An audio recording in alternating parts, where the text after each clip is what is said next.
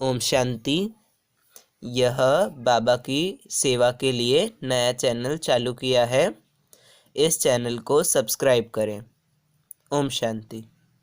ओम Shanti. Good morning. 14 मार्च 2022। मीठे मीठे बाबा की मीठी मीठी मुरली हम मीठे मीठे बच्चों के लिए। आज बाबा कहते, मीठे बच्चे, जी बाबा, ज्ञान के तीसरे नेत्र से बाप को देखो, बाप को ही याद करो। इस शरीर को देखते हुए भी नहीं देखो। मीठे बच्चे, ज्ञान के तीसरे नेत्र से बाप को देखो, बाप को ही याद करो। इस शरीर को देखते हुए भी नहीं देखो।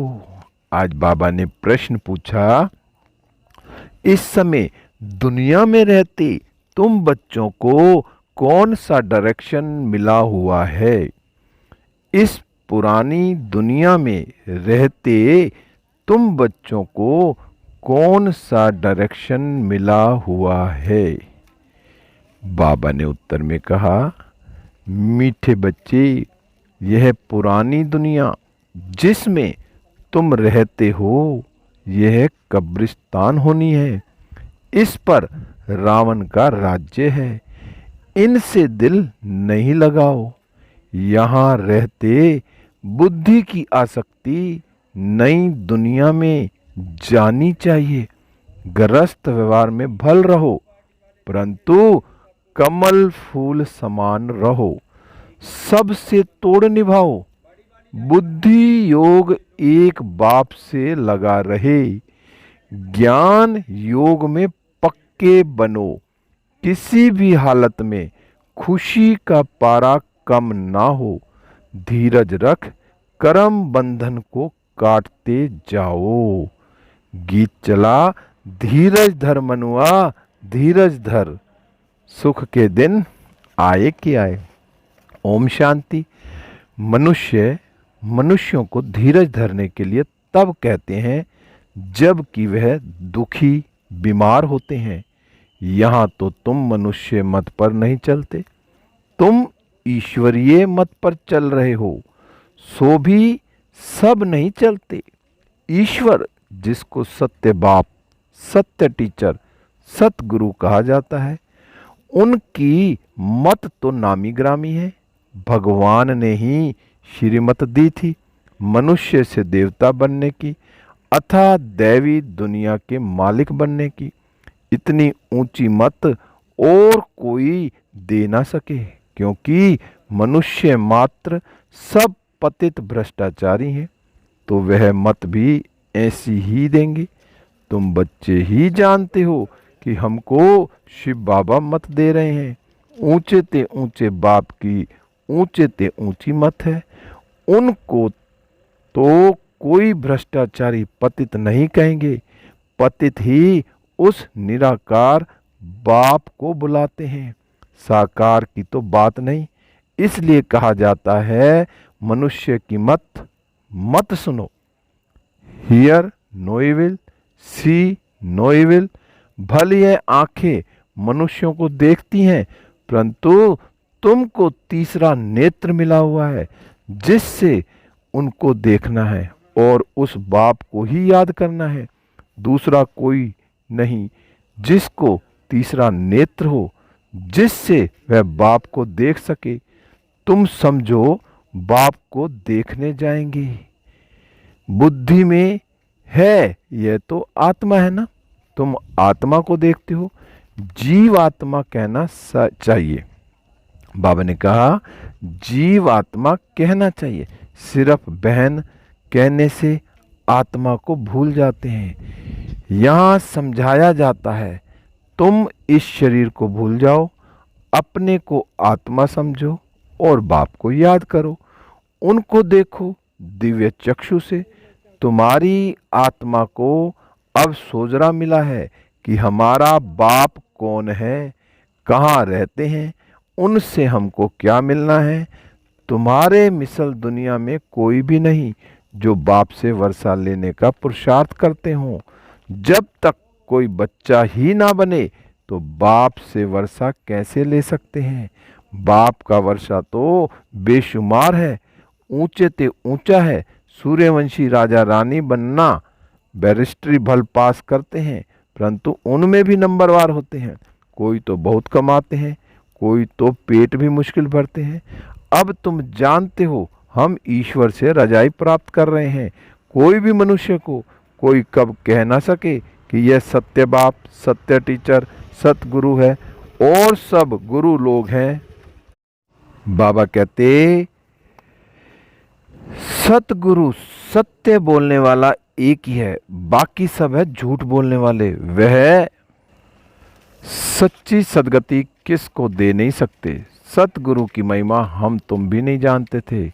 कोई की भी बुद्धि में नहीं आएगा कि वह सत्य बाप, सत्य टीचर, सतगुरु कैसे है। वो तो सर्वव्यापी कह बात खत्म कर देते हैं। वह परमात्मा को अलग समझते नहीं कि वह बाप है। हम बच्चे हैं कह देते सब बाप ही बाप है।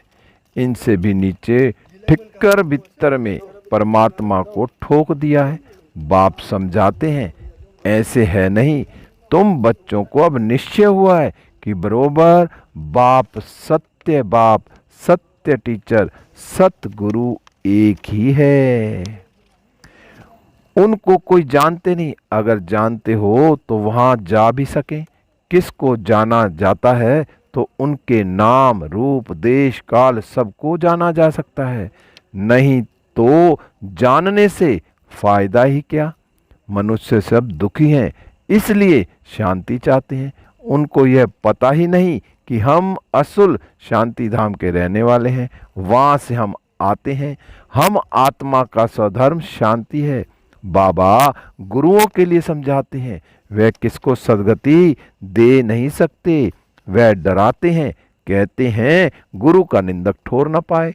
वास्तव में यह सब बातें बेहद के बाप के लिए हैं कि अगर तुम मेरी निंदा करोगे तो सतयुग में ऊंच ठोर नहीं पा सकोगे, नहीं पाओगे।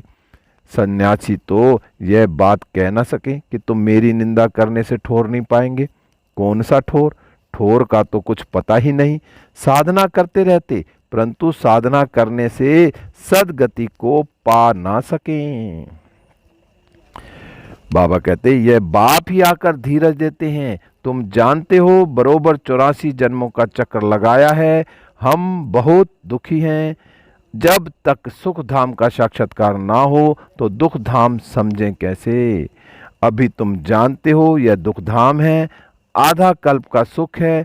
इस अल्पकाल की रजाई में कितनी खुशी होती है। समझते हैं गांधी ने राम राज्य स्थापन किया, परंतु नहीं, यह तो और ही तीखा रावण का राज्य बन गया। सब कहते हैं पतित भ्रष्टाचारी है। आगे सिर्फ पतित थे, अब तो भ्रष्टाचारी भी कहते हैं। यह है कलयुग की अंत।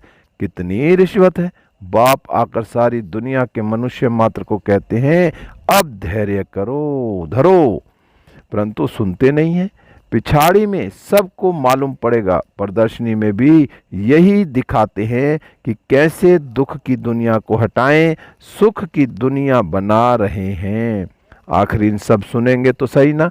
एक तरफ माया सबके गले घुटती रहती है, दूसरी तरफ बाप अपनी पहचान देते रहते हैं। अब तो ढेर मनुष्यों को आवाज पहुंचना है। जितनी जितनी महिमा निकलेगी तो फिर अखबारों में भी जोर से पड़ेगा, फिर बहुत आएंगे। यह मेहनत है। धर्म अथवा मठ आदि स्थापन करना तो बहुत सहज है। बोधि धर्म की एक स्पीच की 60-70 हजार बोधि बना लिए। यहाँ तो मेहनत है। माया बड़ा जोर से सामना करती है। वहाँ तो माया के साथ बुद्धि की बात ही नहीं। यहाँ माया से युद्ध करने में मेहनत। बाबा ने कहा, ये दोबारा से लाइन पढ़ते हैं, माया बड़ा जोर से सामना करती है। वहां तो माया के साथ युद्ध की बात ही नहीं। यहाँ माया से युद्ध करने में मेहनत है। मुख्य बात है पवित्रता की, और कोई जगह पवित्रता की बात नहीं है। वह तो घर से वैराग्य आता है या कुछ चोरी पाप आदि करते हैं तो संन्यास धारण कर लेते हैं। इसलिए चोरों को पकड़ने के लिए भी गवर्नमेंट को सन्यासी, सीआईडी आदि रखने पड़ते हैं। दलालों के रूप में, व्यापारियों के रूप में भी सीआईडी होते हैं। पुलिस का गुप्त काम बहुत चलता है। दोस्ती के बहाने भी सोने के व्यापारियों से मिल जाते हैं, फिर सब कुछ मालूम पड़ जाता है। धंधे वाले धंधा भी करते तो सीआईडी भी करते। दुनिया बहुत मुसीबतों में फंसी हुई है।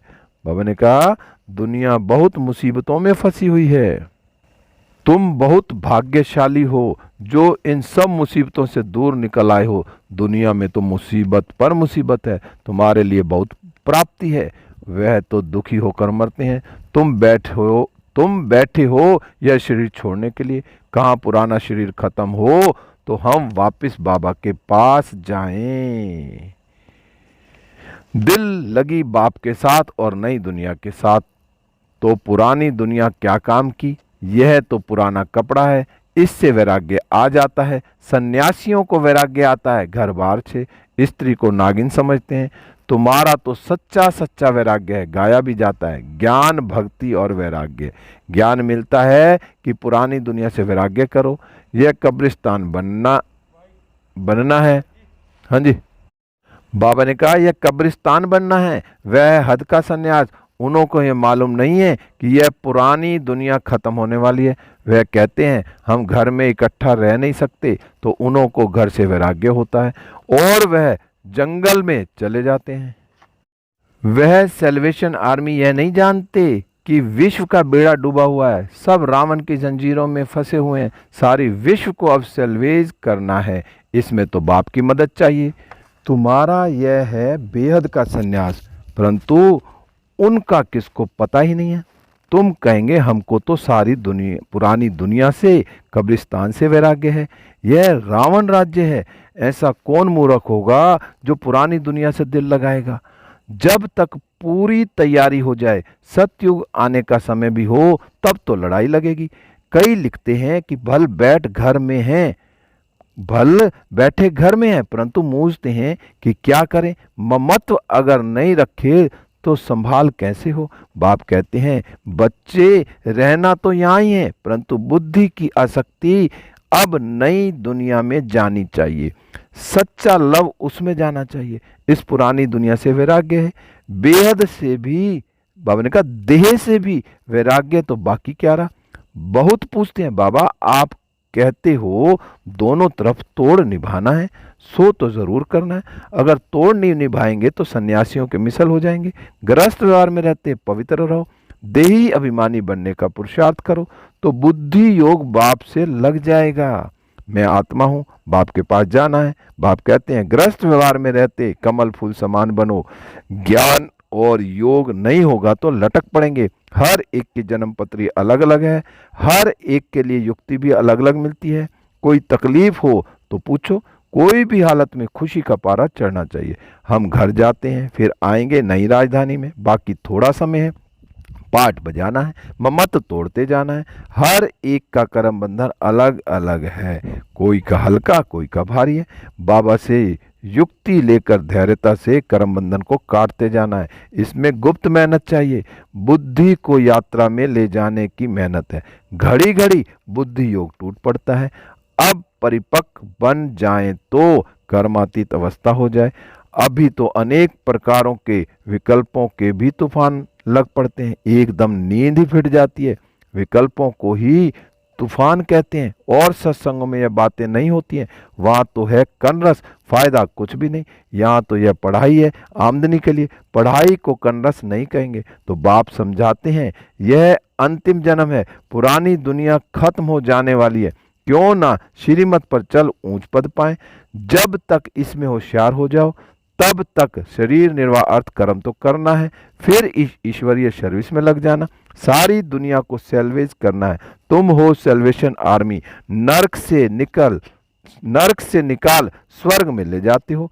वह सैल्वेशन आर्मी यह नहीं जानते कि विश्व का बेड़ा डूबा हुआ है, जब रावण की जंजीरों में फंसे हुए हैं। बाबा ने कहा सब रावण की जंजीरों में फंसे हुए हैं, सारी विश्व को अब सैल्वेज करना है। इसमें तो बाप की मदद चाहिए। तुम रूहानी ईश्वरीय सेल्वेशन आर्मी हो, मनुष्य मात्र को रावण के पंजे से छुड़ाना है, इतना नशा चाहिए। वह जिस्मानी सोशल वर्कर तो ढेर हैं, तुम कितने थोड़े हो। यहाँ तो मनुष्य भी ढेर, सत्य युग में मनुष्य बहुत थोड़े होते हैं। तुम थोड़े बच्चे ही रूहानी बाप से वर्षा लेते हो। यह अंतिम जन्म जो कोड़ी जैसा है उनको हीरे जैसा बनाना है। एक आदि सनातन देवी देवता धर्म की स्थापना, अनेक धर्मों का विनाश। बाप ही एक धर्म की स्थापना करते और कराते हैं। सैंपलिंग लगाने अथवा स्थापना करने में बहुत मेहनत लगती है। जब तक किसको बाप समान नहीं बनाया है तब तक खुशी का पारा नहीं चढ़ेगा। खुशी का पारा तब चढ़ेगा जब दान करेंगे। जिसके पास धन हो और दान ना करे तो उनको मनहूस कहा जाता है। यहाँ फिर ऐसे नहीं है, जिनके पास है वह तो देते रहेंगे, नहीं तो समझेंगे इनके पास धन ही नहीं है। अच्छा, मीठे मीठे सीखी लदे बच्चों प्रति माता पिता बाप दादा का याद प्यार और गुड मॉर्निंग। रूहानी बाप की रूहानी बच्चों को नमस्ते। हम रूहानी बच्चों की रूहानी बाप दादा को नमस्ते नमस्ते। गुड मॉर्निंग शिव बाबा, गुड मॉर्निंग मीठे बाबा, प्यारे बाबा, मेरे बाबा शिव बाबा। धारणा के लिए मुख्य सार है ईश्वरीय सेल्वेशन आर्मी बन विश्व के डूबे हुए बेड़े को पार लगाना है। मनुष्यों को कोड़ी तुल्य से हीरे जैसा बनाना है। ज्ञान धन दान करने से में कंजूस नहीं बनना है। नंबर 2, अपनी दिल बाप और नई दुनिया में लगानी है। इस पुरानी देह से बेहद का वैरागी बनना है। आज बाबा ने वरदान दिया। वरदान बाबा का हाथ अपने सिर पर अनुभव करते हैं और वरदान को अपने अंदर समा लेते हैं। बाबा ने कहा, दिव्य बुद्धि द्वारा सदा दिव्यता को ग्रहण करने वाले सफलता मूर्त भव। दिव्य बुद्धि द्वारा दिव्यता को ग्रहण करने वाले सफलता मूर्त भव। विस्तार है, बाप दादा द्वारा जन्म से ही हर बच्चे को दिव्य बुद्धि का वरदान प्राप्त होता है। जो इस दिव्य बुद्धि के वरदान को जितना कार्य में लगाते हैं उतना सफलता मूर्त बनते हैं, क्योंकि हर कार्य में दिव्यता ही सफलता का आधार है। दिव्य बुद्धि को प्राप्त करने वाली आत्माएं अदिव्य को भी दिव्य बना देती हैं। वे हर बात में दिव्यता को ही ग्रहण करती हैं। दिव्य कार्य का प्रभाव दिव्य बुद्धि वालों पर पड़ नहीं सकता। स्लोगन है, स्वयं को मेहमान समझ कर रहो तो स्थिति अव्यक्त व महान बन जाएगी। स्वयं को मेहमान समझ कर रहो तो स्थिति अव्यक्त व महान बन जाएगी। मीठे बच्चे, ज्ञान के तीसरे नेत्र से बाप को देखो, बाप को ही याद करो। इस शरीर को देखते हुए भी नहीं देखो। ओम शांति, ओम शांति, ओम शांति। शुक्रिया बाबा, शुक्रिया बाबा।